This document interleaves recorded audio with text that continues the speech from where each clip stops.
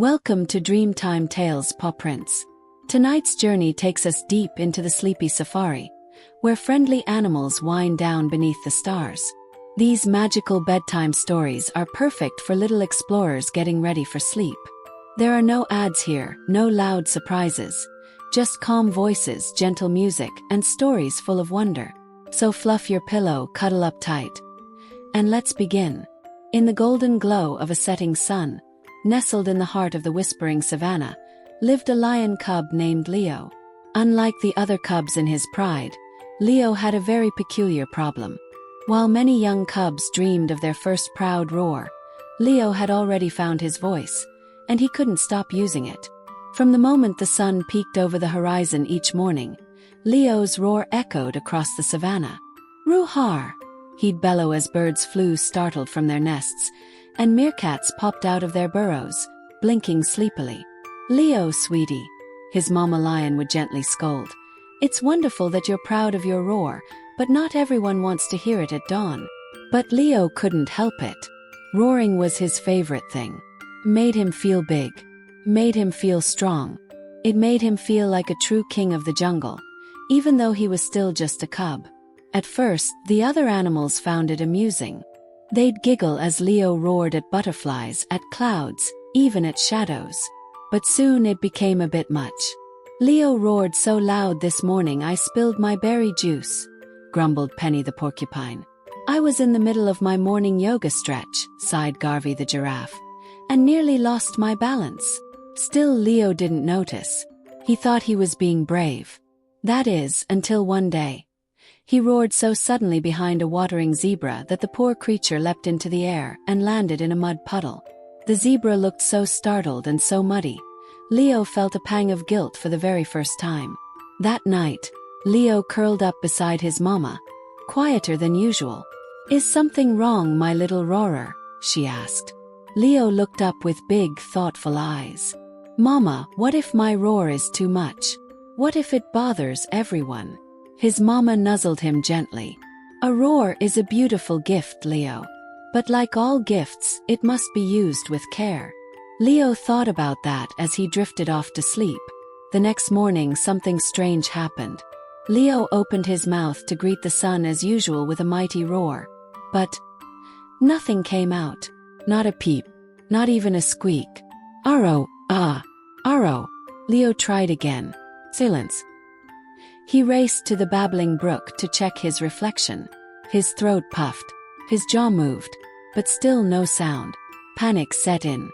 Had he lost his roar? Forever? He ran through the savannah searching for help. First to Dr. Tilly, the wise old tortoise, who examined his throat with a magnifying glass made from a polished acorn shell. "Your voice isn't gone, Leo," she said calmly. "It's just resting. Resting. But I need it. Even the loudest drums need time to be retuned." Leo didn't like the sound of that. What would he do without his roar? He wandered to the shade of the baobab tree, sulking quietly. That's where he found Bongo, the monkey, hanging upside down. "Hey Leo, I didn't hear you coming for once," Bongo joked. Leo sighed and pointed to his throat. "Oh, lost your roar, huh? Maybe that's not so bad. Now you can hear the savannah sing." Leo cocked his head. Bongo waved a hand. "Listen." And for the first time Leo did. He heard the rustling grass as the wind danced through it.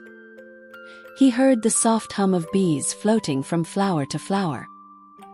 He heard the distant laugh of hyenas, the pitter-patter of baby antelope feet, and even the gentle heartbeat of the earth beneath his paws. It was beautiful. Over the next few days, Leo couldn't roar, but he listened. He played. He whispered. He laughed. And slowly, he began to realize something. His friends didn't love him just because he could roar. They loved him because he was curious, kind, and always up for an adventure. On the fourth night, under a silver moon, Leo woke up with a funny feeling in his chest.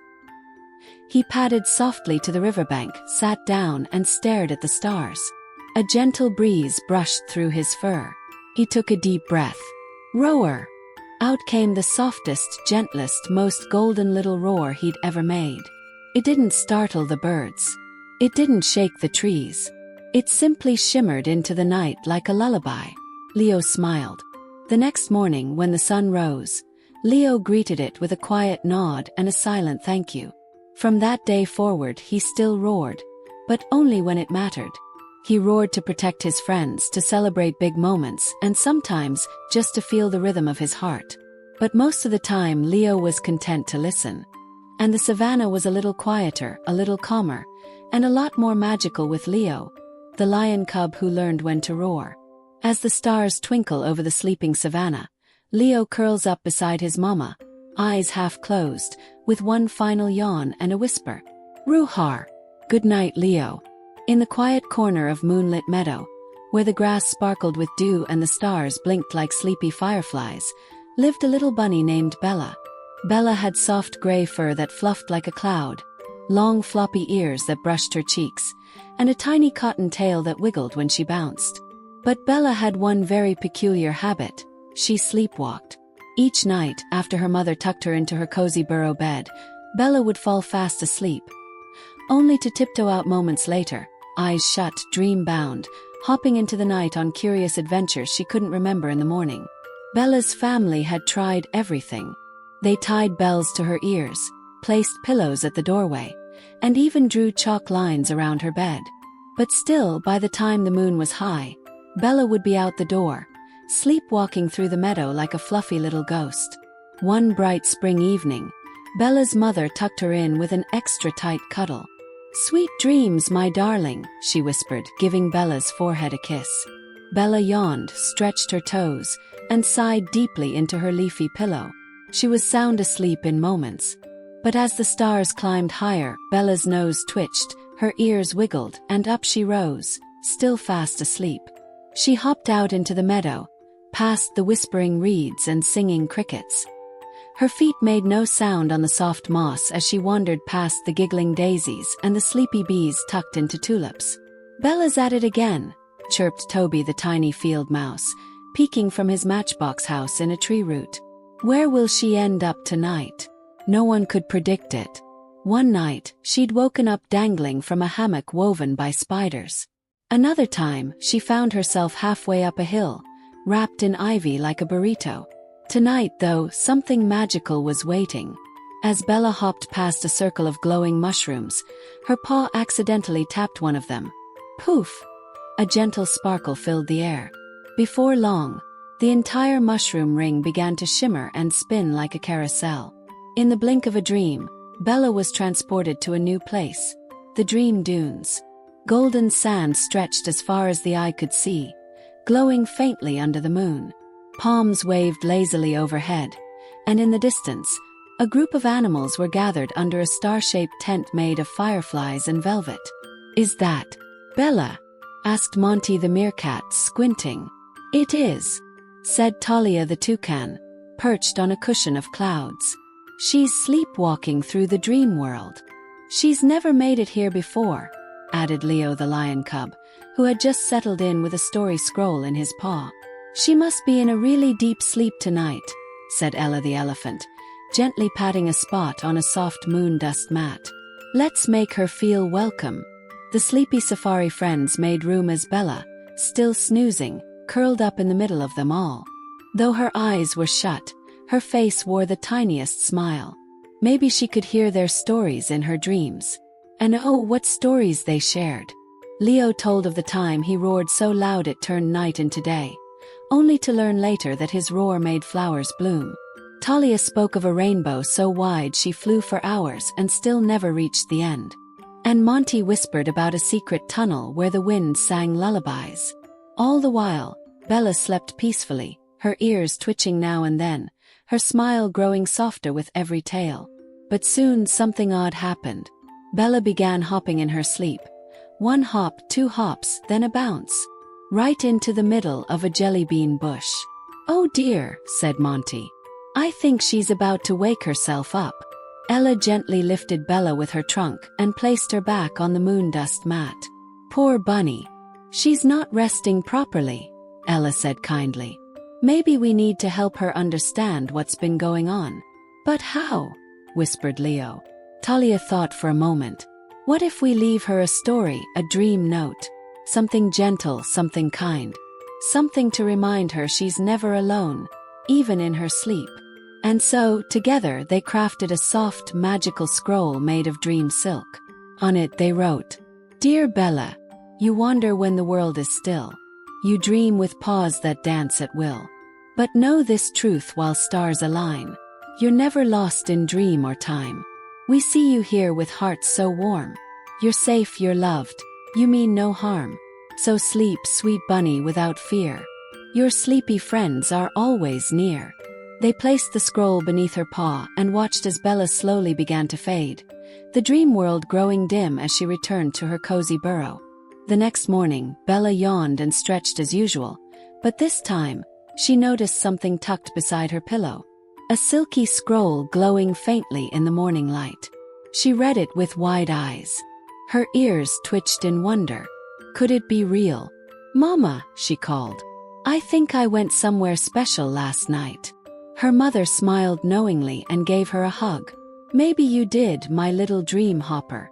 From that day on, Bella began keeping a dream journal beside her bed. She would jot down any dreams she remembered. Stories of moon dust mats, glowing tents, and soft lullabies shared by animals she'd never seen while awake. And slowly, Bella's sleepwalking grew gentler. Not because it stopped, but because she no longer felt afraid. She understood that even in her sleep, she was safe and loved. She still dreamwalked from time to time, sometimes even visiting the dream dunes again. But now, her dreams were calm, her footsteps lighter, and her mornings filled with wonder. And sometimes, when the wind was just right, you could hear her whisper in her sleep, "I'm not alone. I have my sleepy safari friends." High above the sleepy savannah, nestled in the gentle branches of a baobab tree, lived a curious little owl named Ollie. With soft speckled feathers the color of cocoa and cream, and round, thoughtful eyes that sparkled like the stars he loved so much, Ollie was unlike any other owl in his family. While most owls hunted at night or hooted playfully with friends, Ollie spent his evenings gazing at the night sky. He had memorized every constellation, gave names to the comets, and whispered wishes to every shooting star. "Why do you always stare at the sky?" asked Zara the zebra one evening, chewing lazily on grass below. "Because up there," Ollie replied, tilting his head, "there's a whole universe of stories waiting to be discovered." Every night after supper, Ollie would climb to the very highest branch, perch quietly, and pull out his little stargazing notebook. He would sketch what he saw, from the great leopard cluster to the moonberry trail. The stars felt like friends who always showed up, twinkling and dancing just for him. But Ollie had one big dream. He wanted to see a real falling star up close, one that drifted low enough to touch. "That's just owl foolery," hooted Uncle Theo, a grumpy old barn owl. "Falling stars are only for dreamers." "Then I guess I'm a dreamer," Ollie said with a shy smile. One evening, the wind was unusually warm, and the sky was clearer than it had been in weeks. Ollie fluffed his feathers in excitement. "Tonight feels special," he whispered to himself. He perched on his favorite branch and opened his notebook. Crickets chirped below. A distant lion yawned. Fireflies flickered in rhythm with the stars above. Then, whoosh! A streak of silver light zipped across the sky. Then another. Then 3 more. A meteor shower. Ollie gasped and scribbled quickly. "Star tails long and glowing. Direction west to east." But something strange happened. One of the shooting stars didn't vanish like the others. It curved, slowed, and glided lower, glowing bright as a lantern. It's coming down," Ollie hooted. He didn't hesitate. With wings wide, he soared from his tree, gliding silently beneath the moonlight. The star drifted beyond the trees, heading toward the misty mound, a hill surrounded by silvery fog and old tales. As Ollie neared the mound, the starlight dimmed and shimmered like fairy dust. And there, nestled in a patch of glowing moss, was a glimmering pebble-shaped object, still warm and pulsing faintly. Ollie landed gently beside it. His heart pounded. You came all this way," he whispered. The object sparkled in response, as if saying hello. He reached out a wingtip and touched it. The glow spread to his feathers, making them shimmer like constellations. Suddenly, Ollie felt something. Not just warmth but understanding. He saw star maps flash in his mind, felt stories flow into his thoughts. Of galaxies spinning, of distant moons humming lullabies, of other creatures across the universe looking at their night skies, wondering if someone was looking back. Ollie blinked, overwhelmed but joyful. "I have to share this," he whispered. So he gently wrapped the pebble in a leaf and carried it back to the baobab tree. Over the next few days, Ollie transformed the old lookout perch into a sky school. All the animals were invited. Even the sleepy hippos came. "What's this bright thing?" asked Kiki the koala, blinking.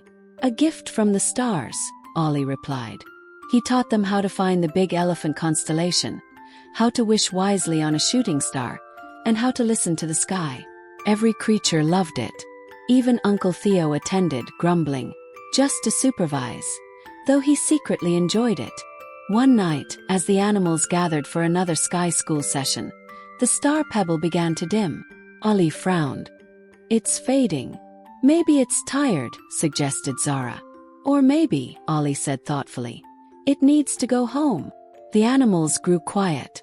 Ollie knew what he had to do. He carried the pebble back to Misty Mound. As he reached the top, he looked up. "Thank you," he said softly, "for visiting me, for believing in dreamers." With a gentle toss, he sent the pebble into the air.